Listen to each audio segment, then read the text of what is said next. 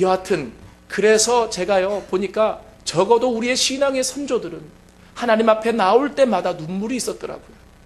하나님 앞에 나올 때마다 나는 죄인이라는 고백이 있었더라고요. 나는 아무것도 할 수 없습니다라고 하는 그런 하나님에 대한 굴복이 있었더라고요. 그런데 우리가 하나님 앞에 나와서 눈물이 없다라고 하는 것은 여러분 나를 하나님 앞에 가져다 놓지 못하기 때문에 그렇습니다. 그래서 이 바울이 담대하게 외치는 게 그것 아닙니까? 하나님의 의, 그 의가 이 예수 그리스도를 믿는 도의 가장 첫 번째입니다. 여러분 그 의 앞에만 가면 이 세상의 어느 누구라도 나는 죄인입니다, 나를 떠나소서, 나는 아무것도 할 수 없습니다라고 하는 고백을 하지 않을 자가 없다라고 하는 겁니다. 그러면 한편으로 이 바울이 벨릭스 부부 앞에서 이 하나님의 의를 얘기했던 이유가 무엇입니까? 이 벨릭스 부부는요 하나님의 의를 모르는 자였고 불법을 행하고 살아가는 사람들이었습니다. 1세기경에 유대 역사가 요세푸스에 의하면 이 벨릭스라고 하는 유다 총독은 원래 황제의 종이었다라고 합니다. 로마 황제의. 그런데 황제의 모친이 그를 긍휼히 여겨서 자유를 주었고 이 벨릭스는 황제의 어린 왕자와 친구였던 팔라스의 영향으로 사마리아의 하급 관직에 임명되었다라고 합니다. 그는 아첨과 간교와 사술이 뛰어난 자로서 부정한 방법으로 유다의 총독까지 오르게 되었습니다. 이러한 벨릭스는 종종 부정한 권력자들이 그러했듯이 총독의 자리에 있으면서도 국가가 자신에게 맡긴 소임을 다하지 않았습니다. 예컨대 그는 바울의 무죄를 알면서도 2년 동안이나 바울을 재판에 회부하지 않고 보류해 두었습니다. 여러분 이때가 가장 힘든 거죠. 빨리 재판이 끝나야 되는데 재판을 하지 않고 2년 동안 보류해 뒀다라고 하는 거죠. 왜 그랬냐면 예루살렘 교회를 위해 헌금을 모금해 가는 것을 이 벨릭스가 알았거든요. 그래서 돈을 얻어보려는 속셈이었습니다. 오늘 성경 본문에도 보니까 26절에 동시에 또 바울에게서 돈을 받을까 바라는 거로 더 자주 불러 같이 이야기하더라, 이렇게 나와 있어요. 그러니까 얼마나 이 벨릭스가 사악한 사람이라고 하는 것을 알 수 있습니다. 또 오늘 이 본문에 등장하는 벨릭스의 부인 드루실라는 아그리빠 1세 막내딸로서 본래 에메사의 왕 아지주스와 결혼한 여자였습니다.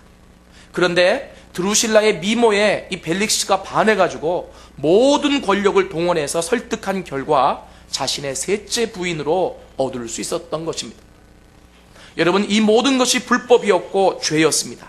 그렇기에 그 당시 대표적인 세상의 사람의 표본인 벨릭스 앞에서 바울은 하나님의 의를 지금 설파하고 있는 것입니다.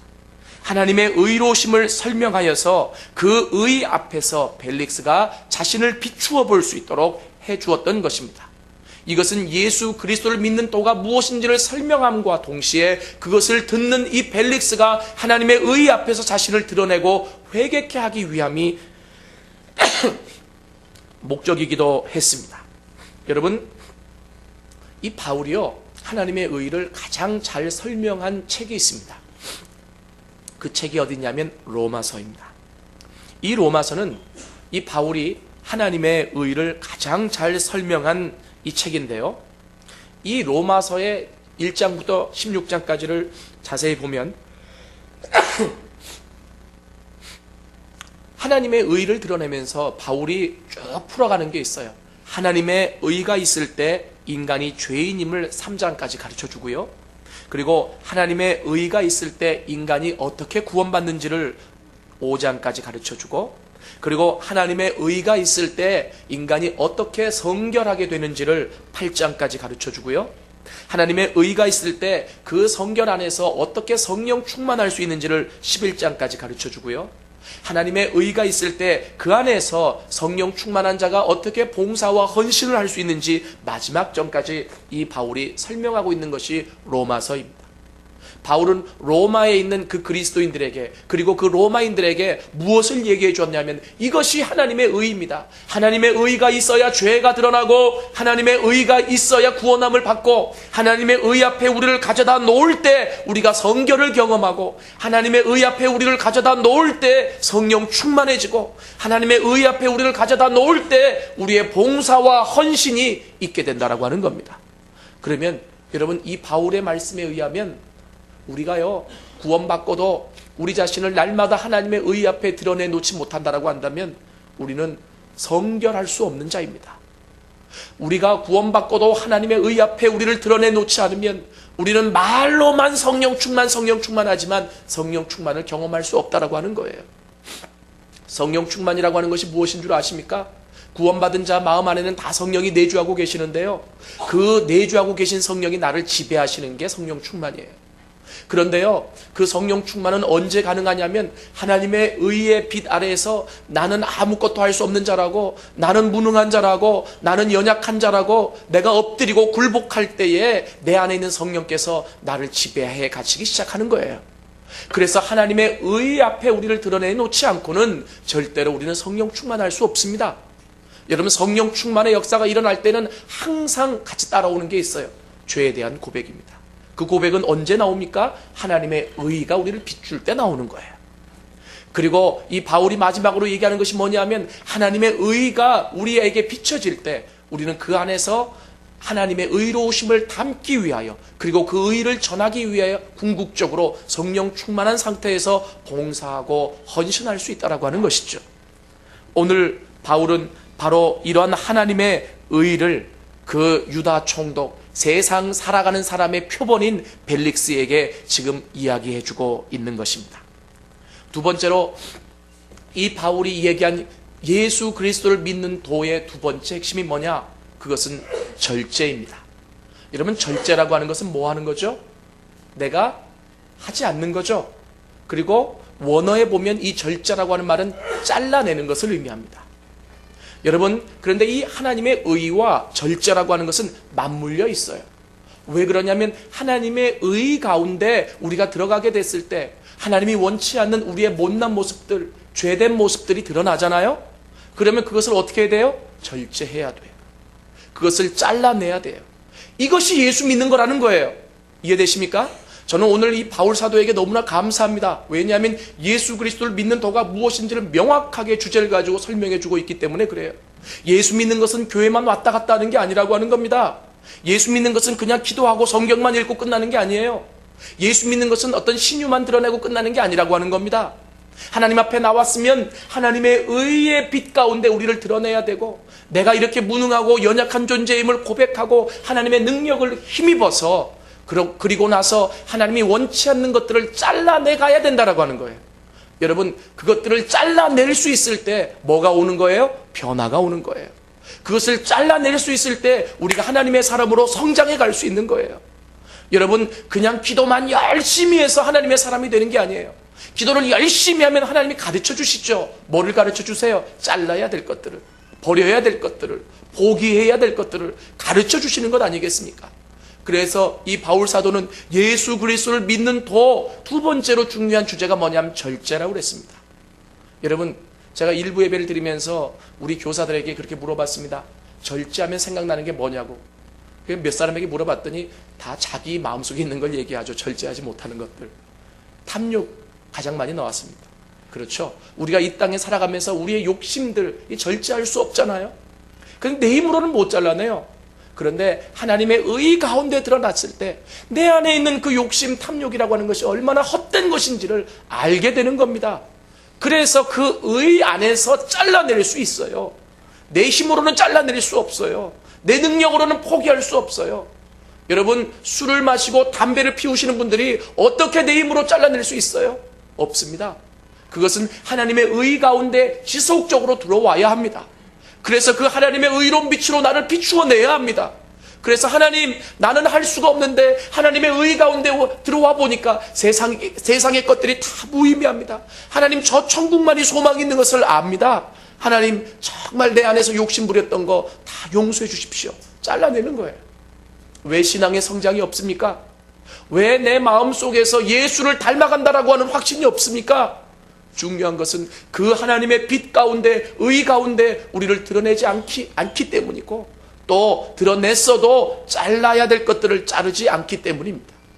오늘 이 바울 사도는 이렇게 담대하게 벨릭스 앞에서 이 이야기를 하고 있습니다. 아마 이 이야기를 하면 금방 죽을 수도 있죠. 그러나 죽는 것을 두려워하지 않는 자가 그리스도인들입니다. 그래서 이 그리스도인들은요, 세상이 감당할 수 없는 사람입니다. 믿으십니까? 여러분, 저는 우리 부천 안디옥교회 모든 성도님들이 세상이 감당할 수 없는 사람이 되어지길 원합니다. 이게 그리스도인의 표지예요. 세상이 감당하면 어떻게 되는 거죠? 감당한다라고 하는 것은 세상과 똑같아지는 거예요.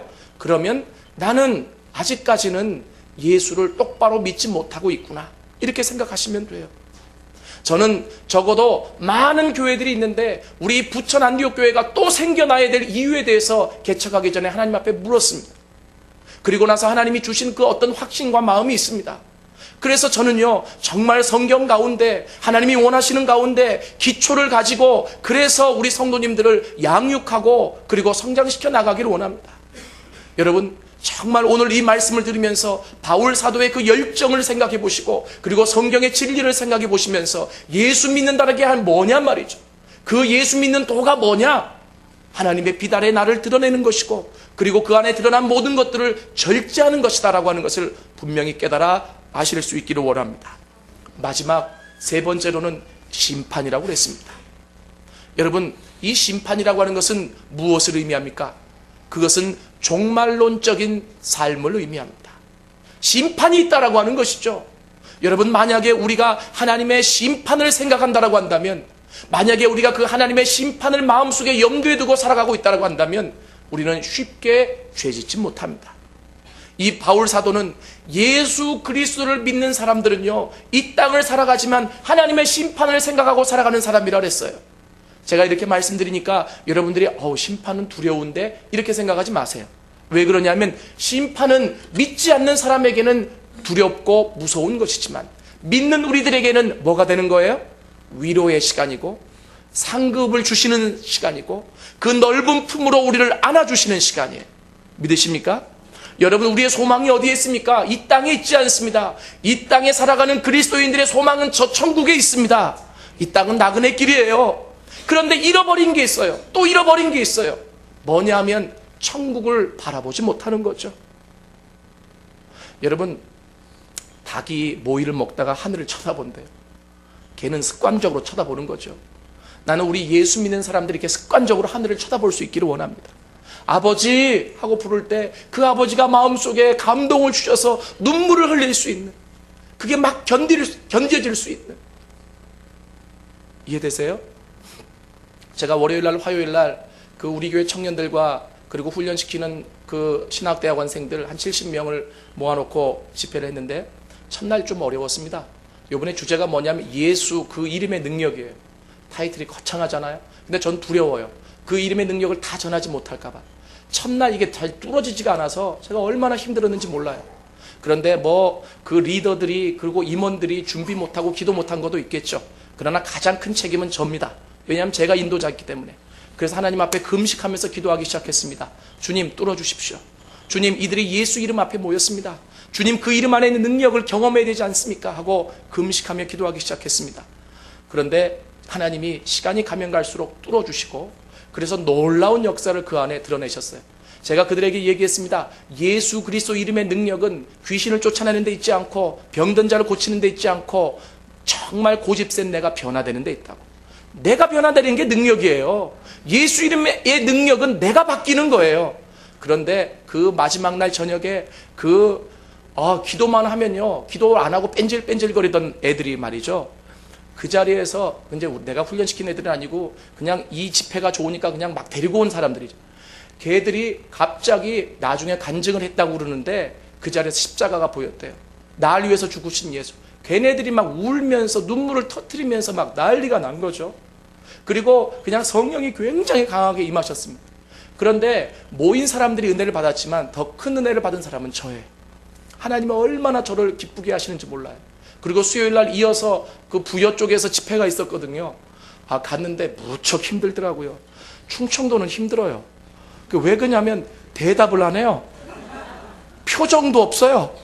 믿으세요? 그러면 한참 뒤에 네. 그럼. 웃긴 얘기를 하는데 나만 웃어요. 와, 이게 너무너무 힘든데, 그런데 중요한 것은 뭐냐면 주님이 저한테 얼마나 큰 은혜를 주시는지 몰라요.